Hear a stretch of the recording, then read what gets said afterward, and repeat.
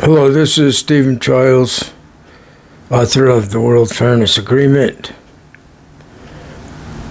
Are you tired of having other people ruin your life?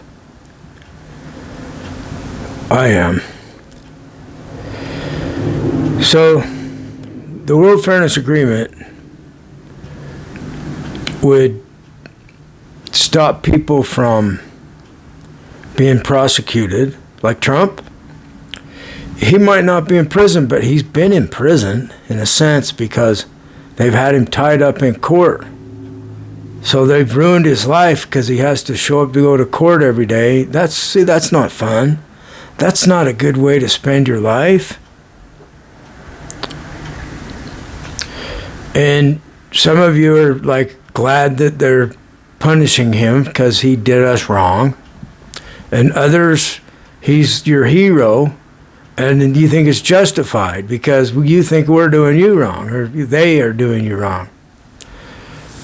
I had a teacher in junior high that said something that I always remember.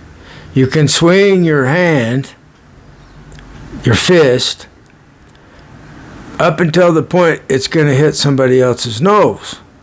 And then you've done something beyond, you've done something unfair. So, you can have freedom to do what you want up until you're harming someone else in an unfair way.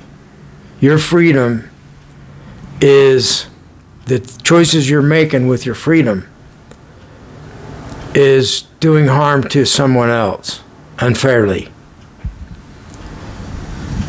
So, like Netanyahu, he's a hero to some people, and he's an enemy to others. And the same could be said about the leaders of Islam. They're a hero to some people and an enemy to some other people. And then you can see the same thing with Kamala Harris and Donald Trump.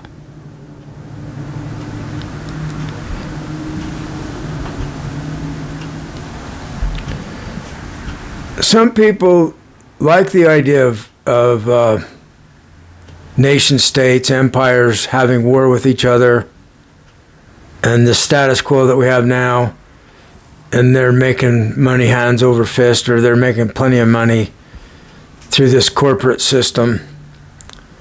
And so it continues, and there's wars, and people go to wars. Our youth is sent to wars, and then a few of us have children that get hurt in the wars. But it's generally the lower half of the spectrum on wealth. That people that have a lot of money that typically don't send their children to wars. Their children don't need to go to wars.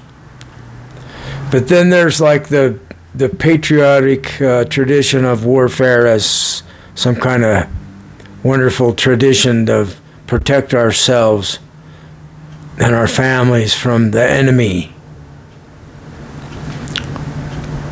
Well, is it worth it? Is it worth the glory of warfare to have poverty increasing for the majority of the people and the wealthy's children are protected from any combat? Even the ones that go in, very rarely do they do any combat.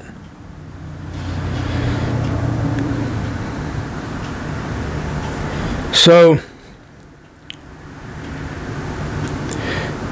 the World Fairness Agreement, it's something that everybody that looks into it, it's something we know we need to do it. It's what needs to happen for the humans to continue.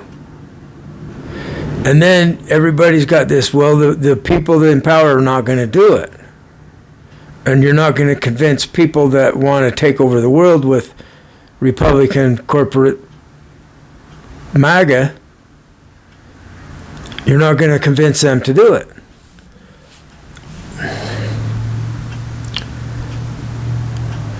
And then on the other hand, like with the progressives, their system of their judiciary and tying people up in court for years trying to get permission to build some facility. Our judiciary is like watching paint dry. It's so slow. So Trump is appealing because he'll get something done quickly.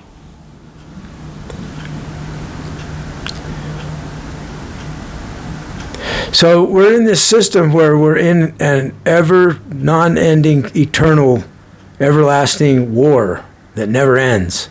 Should I repeat that in some other fashion? That doesn't stop.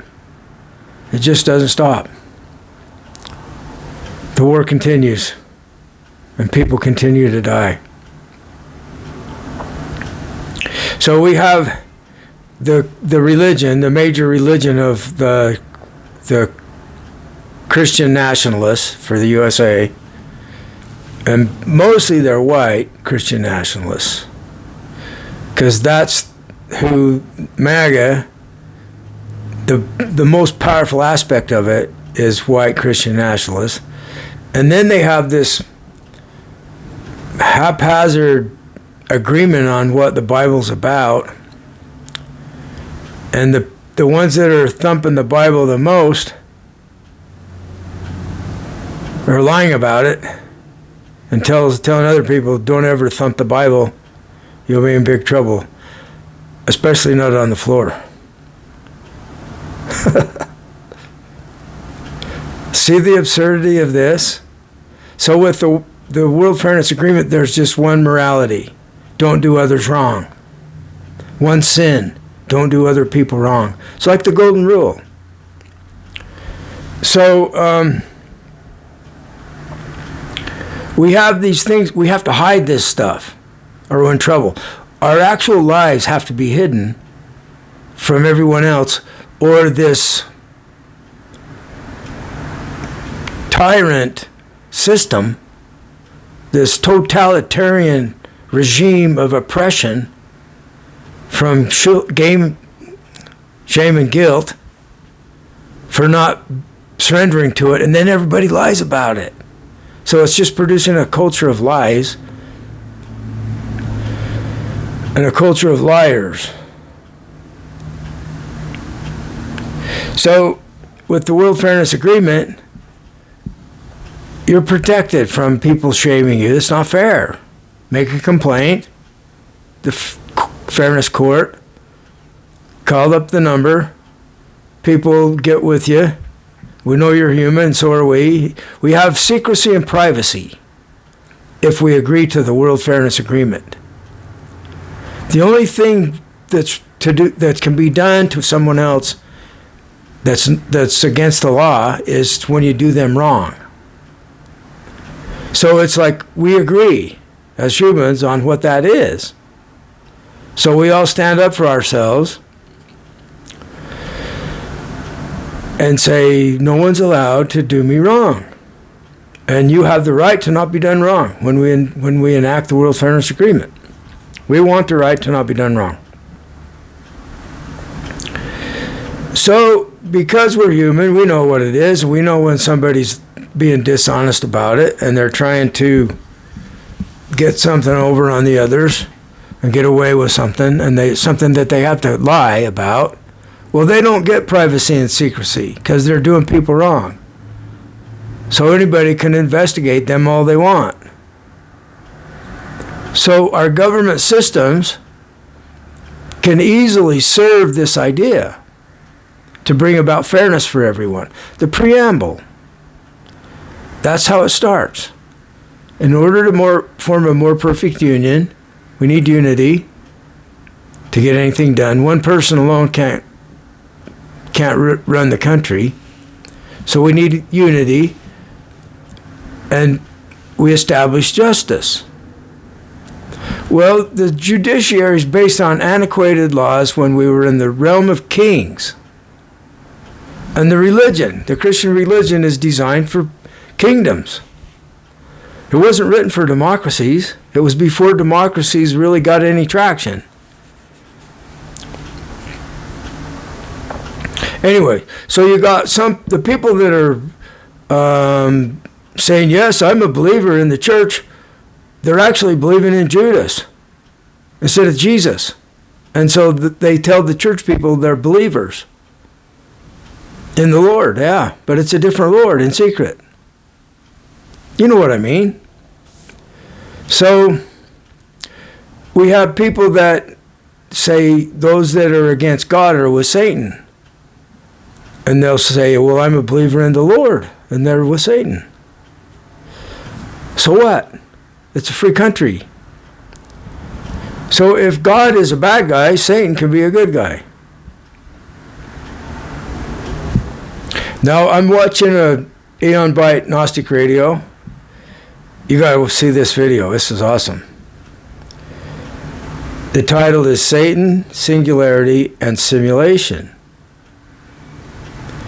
And it's with Jason Reza Giorgiani.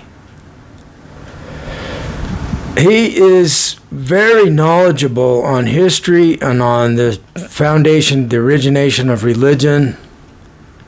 And this episode, he's talking about his research into Jack Parson and Aleister Crowley, the Aeon of Horus, and the origination of Satan. And Satan's the female.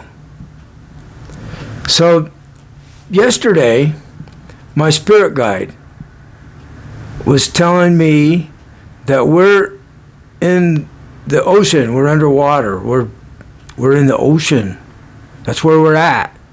And I'm like asking her, are you like the whales or the dolphins or some species from Earth? And it's not exactly that. They're more than that. And so on this program, they're talking about the Lady of the Lake mythology. And it's Satan. So the Satan Aeon is where the world's given to the devil. And so we're in a simulation. So none of this is actually real. It's created.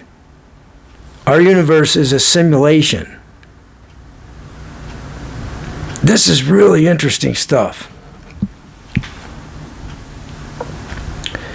So all the information is encoded in the matter, the material. It's like a blueprint for where every atom is, because the sophistication of AI is capable of doing this. Now imagine that there was AI way beyond our AI that created our universe. Who created it? We don't have any idea. So we can call it the one that is everything. So even though we're not real, it's like the Sikh religion says, there's a group of 20 people. There's not really 20 people there. There's just God. God is all there is. We are always within God. There is not anything outside of God. God is the circle that contains everything, and we're in it. And there's not anything that created God. So even if this universe is a simulation, it's the cause, the creator of the simulation. That's the real world.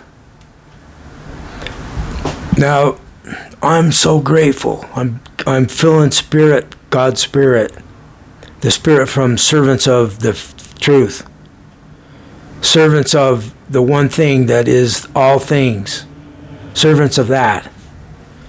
They're here with me, heavenly beings. And I won't shut up. The people that don't want the heavenly beings to win with humans in agreement. They want to keep control of planet Earth their way.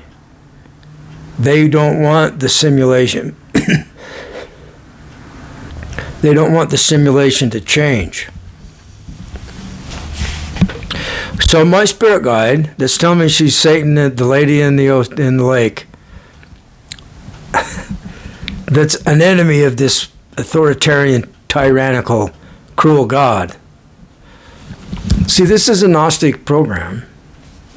And I'm Gnostic again because God doesn't have to have intelligence in the first place. It can evolve through biological evolution. So God is just our collective mind. And anyway, she's telling me that they're going to, knowing that this is a simulation, they can't undo the simulation or we're gone. So that means the devil has the world. So that it's a lie. See what I mean? Reality is a lie. It's a simulation. And we can't just get rid of the lie or we won't be here. We'll just go poof and we won't be here. Something like that. So then there's this idea in this Gnostic mythology that the truth from the Aeon before that caused the simulation, that is within us. We have connection to that. And so that's like various gods that people are devoted to. God the Father, Shiva, Kali, Allah, you name it. People connect to something in their heart. And you can see it in the MRI, the spirit center of our brain. And it's demonstratable. And it's demonstratable that it's beyond space and time because one person praying for another person in MRIs, their brain shows the prayer from the other person. So they're going to make our world wonderful. They can repair the world. I've been seeing people change, form, shapeshift. And more of us are going to be seeing things like this, where these advanced heavenly beings that are helping us, they don't want anyone doing us wrong. So we got to convince all the humans to stop fighting each other and quit trying to conquer, because you're already conquered, you're within God. And if you want to see it get rough on you, God can make it really rough on you. God isn't just wonderful, God is everything. God is the worst hell you can imagine. So you're trying to take God's place when you're trying to conquer the world. You need to be humble. This is why they have the idea that all knees will bow to Jesus. Because they were being told in their tongue at that day, that time in history, what this is like. So now they're telling me that I'm the only Christ. And they've shown me Jesus in dreams as a collective of a bunch of people that I know. It's like the shapeshift thing. And Jesus has a tremendous amount of love to give to people. He just gives people love. But I knew his way wouldn't work. And they were telling me this telepathically. So they're making a correction. So that's what this is about. We're at the time in human's history where the correction is being made. And the unity of the whole world is going to happen, just as it is prophesied. And it's going to be to the truth is the way, but it includes scientific truth. And it includes this research and this knowledge we have about the possibility of this being a simulation. So in the Buddhist religion, Buddha's realized this is Maya. It's an illusion. And it was trying to boss him around and tell him you can't sit and meditate under the Bodhi tree. You have to get up and go teach your people and you got to go to work and you got to do stuff. And Buddha's like, no, I'm just going to sit here. So he defied it. And then the flowers from the tree fell on him. And the universe surrendered to him. The universe being the tyrant. So it's about the one that's trying to rule giving up to Buddha that has already given up. Buddha's in a state where he doesn't even exist. He's so given up. And then you're going to tell Buddha to give up? He's already totally given up. You're just trying to make him into a slave. And he won't be it. He doesn't need to be it. He doesn't care if he lives or dies. It's all the same. So we learn how to accept all experiences with equanimity. Good experiences we accept, bad experiences we accept. It's all God. Every single thing that happens is God. Every green light that you hit is God. Every red light that you hit is God. Every atom is God. And every quantum interaction is God.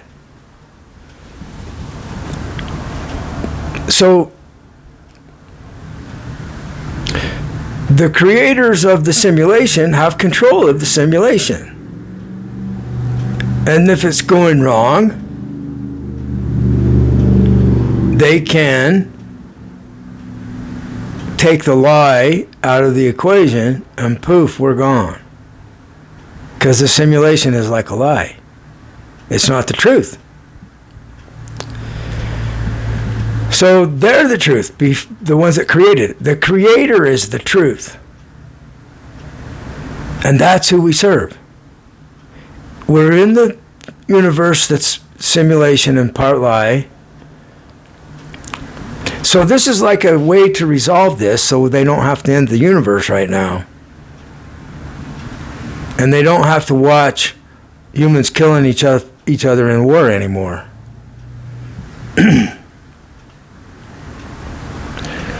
So you'll hear internally, you'll be directed, possibly you're directed to blame someone, that person needs to be stopped. Don't respond, just listen, and then wait for the oneness to interact, and you'll notice that when we're listening for guidance, then that corrects the person that we wanted to stop, and it stops it. Is all we need to do is listen for guidance, and those that oppose unity, fairness, and forgiveness for everyone, those who oppose that are defeated just by our listening.